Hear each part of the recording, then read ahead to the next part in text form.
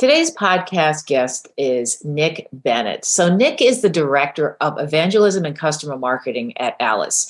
He's a personal branding enthusiast and field marketer who's paving the path for others in the industry as the new era of field marketing 2.0 comes into play more. In today's episode, Nick talks about the importance of copy in branding and personal branding, as well as business branding, how they differ, and how to nail both of them. Let's jump right in. Awesome. Okay. Well, thank you so much, Nick, for joining me today and taking time out of your day and your lunch hour, no less, to speak with me. Now, I know you've done so many of these podcasts before, but you promised me that this would be like the best information ever. So I'm telling everyone. So, Absolutely. yeah. So before we jump in, I just have a question. In your bio, you said that you still play baseball competitively. And you had talked about this yesterday in one of your LinkedIn posts. Tell me a little bit about that. Yeah. So, it's always been a passion of mine.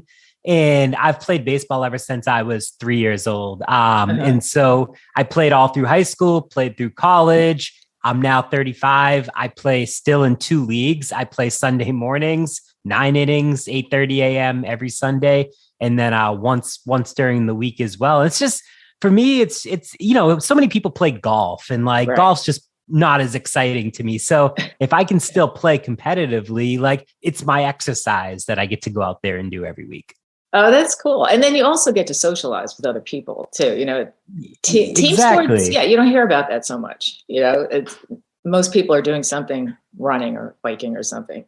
So so that's cool. The first thing I wanted to start with is just defining some of the terms. So you're a personal branding expert. What's the difference between, especially when you're on LinkedIn and you see people talking about this issue? Like, is personal branding, how does it differ? What types of branding are there outside of this, and how are they different?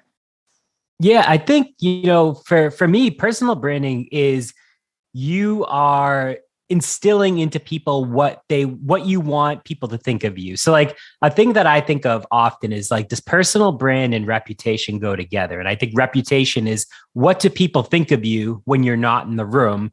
And personal brand is what do you want people to think about you when you're not in the room? Like, what are you instilling into them? And I think that they can run parallel to each other, but you could have a great personal brand on social media of how you portray yourself, but you could have a terrible reputation of who you are as a person for the people that actually know you. Because I do feel like there is people on social media that paint a beautiful picture. They think everything is perfect. Right. They want people to think of them in a certain way, but the people that know them in real life, and I know people like this, they're a completely different person than who they are on social media.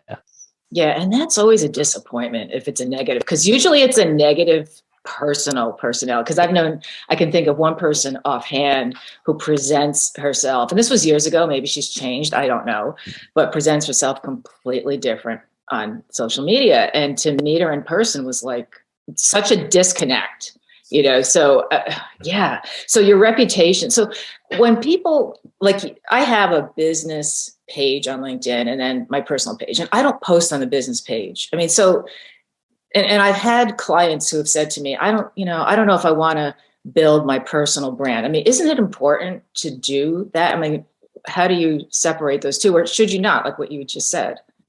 Yeah. I mean, I think you should. Well, I'll step back for a second, because I think it's different when you own a company. Like for me, I still work for an employer. I'm a regular corporate America person just working for a startup, but we have a company page. I used to run our company, LinkedIn, Twitter, Facebook, all of that for about 4 months. And so I would post the way that I just wanted to post, but it was very much about the business and still adding value, but it wasn't about my personal thoughts. My personal LinkedIn and other social media is things that I'm passionate about. I would say 95% of what I talk about on LinkedIn is like what Nick Bennett cares about. The other 5% is Alyce specific, or if we have launches or new things that we want to talk about, then I'll talk about that. But at the end of the day, the people that are clicking my profile on LinkedIn are going to know that I work there one way or another. And you're not going to work at these companies unless you own it forever. And even if you own it, you know, now the way things are working, like you're probably going to sell or get bought out at some point. And you're setting yourself up for that long-term success by building your personal brand, because it's going to help you get your next job, or it's going to help you network to find the right people to talk to, or it's going to propel you into starting your own business as well, or it could. Yeah. Well, what if it's a small business? Because I've run into this, and the founders want a presence on LinkedIn and they're not sure how to present themselves. So you just said that if you're the CEO of a company, maybe you don't want a personal brand. So what would you recommend for somebody like that?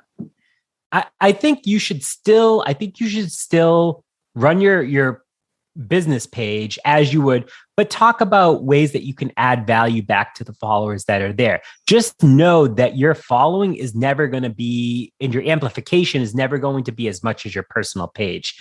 Your personal page should kind of be I won't say like a work of art, but like more so of a place where you're expressing your thoughts, your POV, like you're showcasing stories that are important to you to hopefully help other people.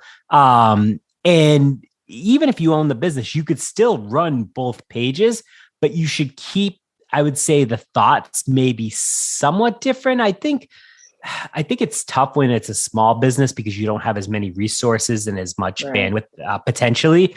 So they could blend. And at that point, and I do see this on LinkedIn, where some people that own small businesses are using their personal LinkedIn pages as the way to promote their own business as well. And they're having a lot of success doing that. So maybe that's the path that you could go down too. Mm-hmm. I think there's also that fine line, like you kind of just touched on it, about promoting your business, whether you work for yourself or whether you're just promoting, you know, like for me as a copywriter, I mean, the general rule is you don't pitch anything. And and that's fine. I mean, so is that what building a personal brand is about? Is really, like you said, a work of art? And I'm a very artsy person. You can see behind me, I got all this stuff. I'm just like, and I've been into different types. Like I was a pastry chef back in the day. Like people are like, what? I'm one of these serial entrepreneurs where I've done everything from, I was a pastry chef, I owned a bakery. I worked in a test kitchen where I developed recipes. I have a nutrition degree, but writing has always been sort of the undercurrent to everything I do. I've always, like, writing is a thing. They say, what would you do if you weren't getting paid for it? What would you do anyway? I mean, I just write. I just love, I put words on paper. And to me, that is art, and yeah. So can you talk a little bit about the role of copy in building your personal brand? Yeah, I think it's like kind of like we were talking about art. It's a way that you use your words. And trust me, like I wouldn't consider myself a strong copywriter or someone that uses content in a strong way. Like I don't like writing, but I know how to write effectively for social media. And I think it's something where I just like telling stories and things that are personal to me, whether it's professional stuff, whether it's personal stuff, whether it's about my daughter, whether it's about baseball, like whatever. And I've realized as long as you can make it, if it's text-based, like short and easy to consume, like I call it choppy copy, where it just kind of flows if you're on a mobile device. That's always been important to me. Like you want a clear and concise point with a strong CTA at the end of it. And that's really just been like my focus of how to do it. And it's whether your medium is through, different types of content, you're always going to have that same type of aspect, at least on social media. Like I'm not a long form content creator or anything like that. But I think on LinkedIn specifically, having that choppy copy has been really, really effective in the way that I convey my messages.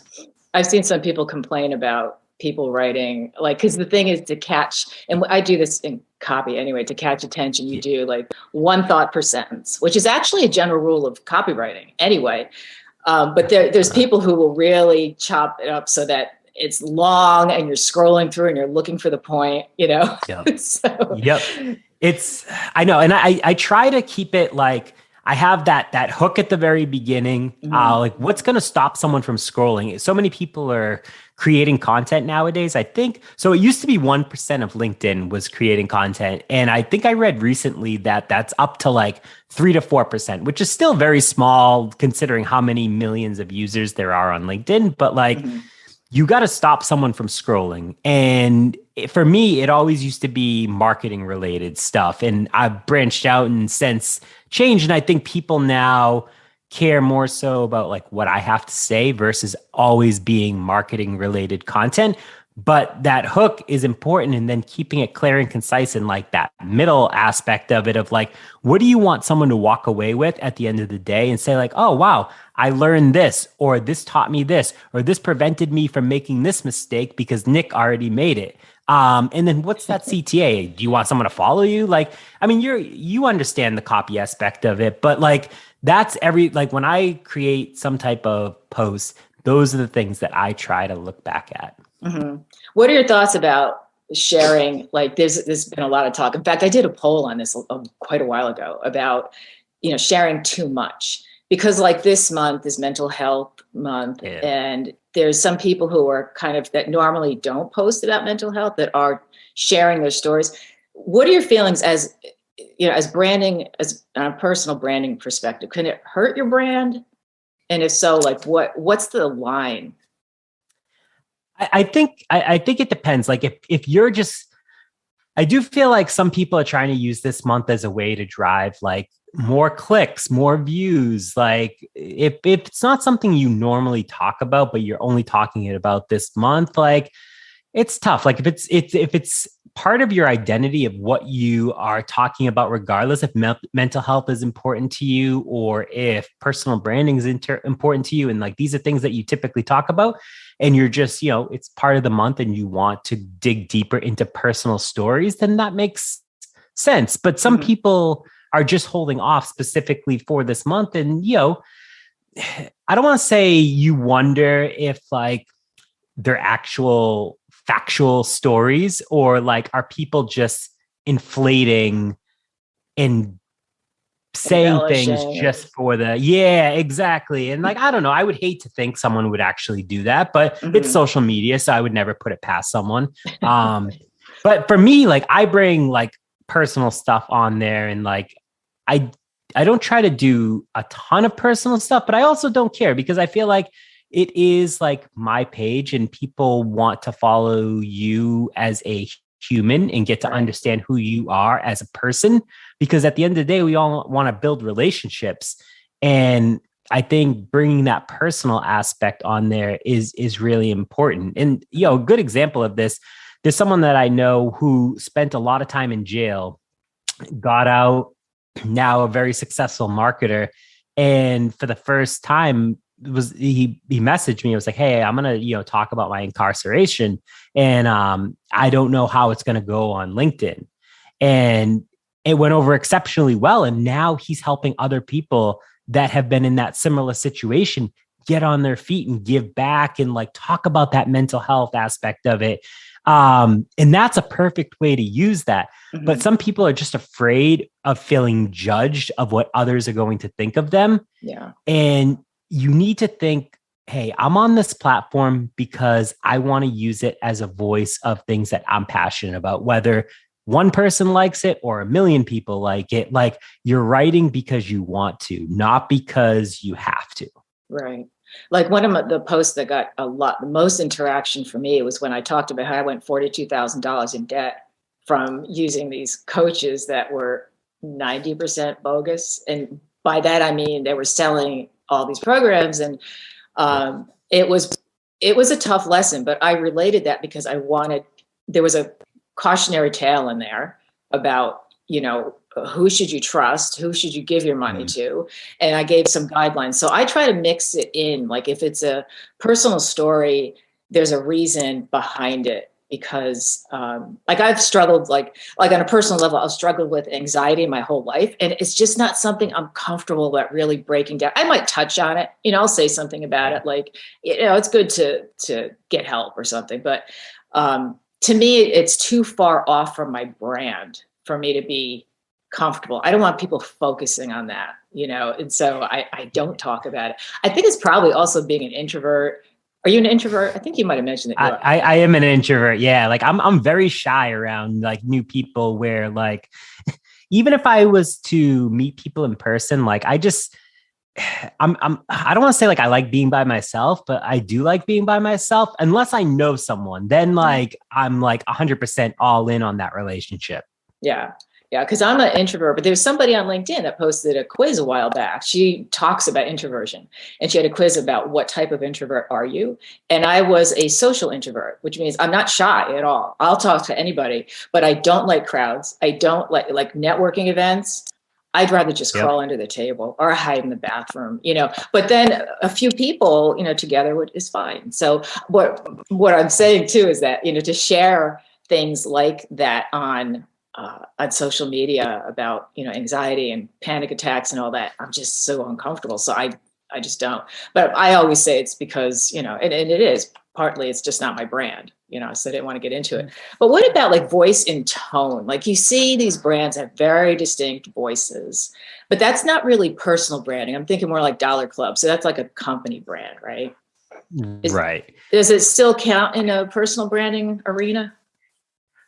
I think it could. Like I feel like I have a certain tone in the way that I come across on LinkedIn, where like I'm just like a goofy and like fun, like I don't take anything too serious. And like I think people can tell that by the way that I respond to comments and things like that. And I think it makes you more approachable. Also, I'm a lot better with talking to people on LinkedIn than I am talking to people in person. And I've gotten a lot better, but like, I'm a terrible speaker. Like I have always been petrified of like public speaking. And I remember taking a class in college on public speaking that I almost failed. And it was just, I was such an introvert that I was so shy. And I was just like, I don't know what I'm doing. And so when I started creating content on LinkedIn, I was like, what do I want to be known for? Like, what's my brand? And it was always like marketing, like similar to you, like you stayed on your brand, and like it was field marketing for me. It was account-based marketing. And like, that was kind of like my thing and just like my LinkedIn journey. And like, now I just talk about whatever because I'm more comfortable with it, where, if people want to follow me for me, great. And if not, like, that's okay as well. Like I have to realize that I'm not going to be everyone's cup of tea, and that's okay as well. But I'm going to stay true to myself and like my tone of how I come across and that goofy sense of style. And I don't think I'll ever change that. Mm-hmm. Yeah. And people talk a lot about just being authentic. And in fact, so much so that word is getting really overused. So, are there any other misconceptions about personal branding that you hear? Yeah, I think it's, people think that you have to just post content every single day and that there's going to be all this immediate success. Like for me, it took forever to see success. And it was really just a pandemic hobby for me, honestly. Like I was just doing it because my boss at the time put out a challenge to his team, and I'm a very competitive person, so I didn't want to lose a competition. And then I just kind of did it, and I was like, why am I doing this? There's no engagement. No one's liking my stuff. Like I'm talking about field marketing when no one else on LinkedIn is, and there's still no like connection there.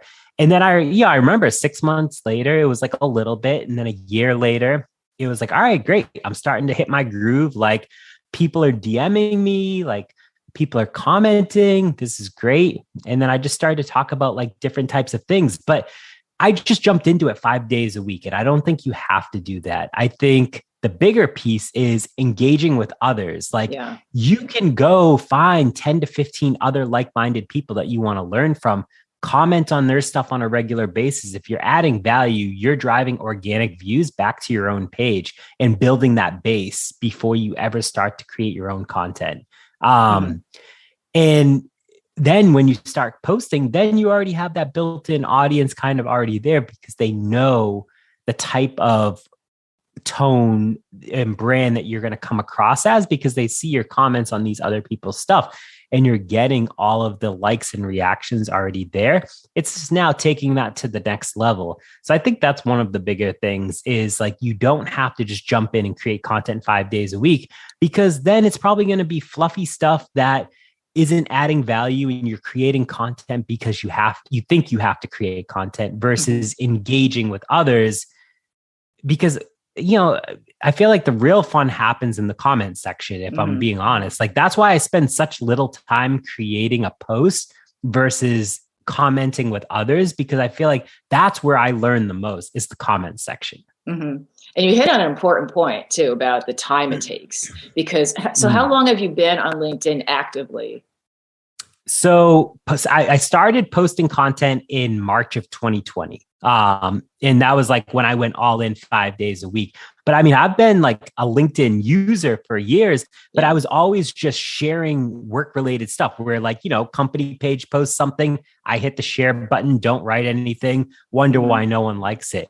But it was, March of 2020. So it's been just over 2 years of, being here every single day.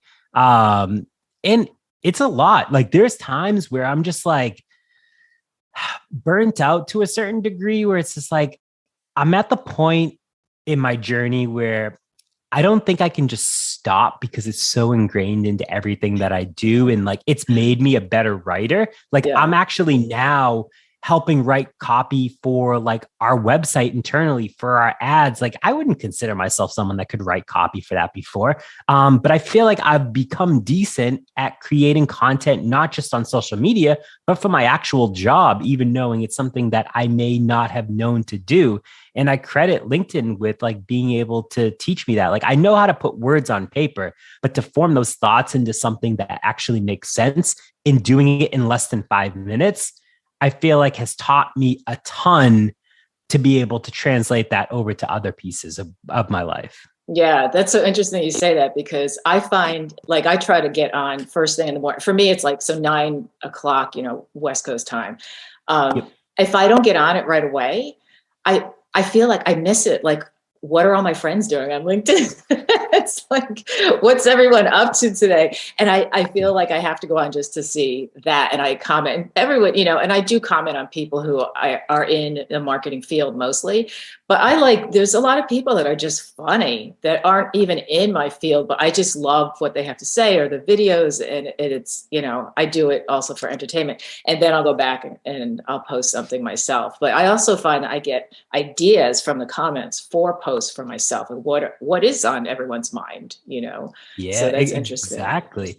Yeah. Plus that's that gives you built-in content that you can then create and like use in so many other ways. And like, it's easier when you understand how copy works and how content works. But like, for people that just like post content because you don't have a strategy behind it, it's interesting to see how people think about that aspect. Like, am I creating content for the distribution, or am I creating content for just this one channel? Yeah. I mean, there's a lot of different approaches, and a lot of it too is finding what works for you, and so 100%. It really, I have kind of a routine that I go through, a comment, then I post, and it works for me. And there's obviously regular people I talk to all the time on there, like yourself. So, So this has been awesome. Is there anything that I didn't ask you that you'd like to include, some tips or something for people who are? I mean, I would just say, stay authentic to yourself. Like, talk about things where you have a strong point of view on it. I feel like those are important. And like, the stories, both successes and failures, are things that I gravitate towards. So like, so many people can say, go create great copy, it will make your marketing better. Like, yeah, that's fine. Like, but does that give someone tangible advice and actionable advice that they can go implement tomorrow? And so those are the types of posts that I personally like, when it says, here's 5 things that I learned from running XYZ project. Here's what successes, here's where failures. Hopefully you don't run into these failures, and this is why I'm creating that. And then maybe you spin off and do additional pieces of content from that. But those types of posts versus just the fluffy, like, this is great because XYZ, like, it just doesn't add any value. And, sometimes everyone mixes those in because you can or you want to, but like the actionable stuff is personally what I think goes the furthest. Yeah, I agree. Getting specific about calls to action, not Exactly. just like write better copy. Well, how do I do that? And that's why I do try to put that in my posts so much. Well, awesome. Exactly. So where can people find you if they want to connect with you? Definitely LinkedIn is where I spend most of my time. I definitely reply to all DMs there.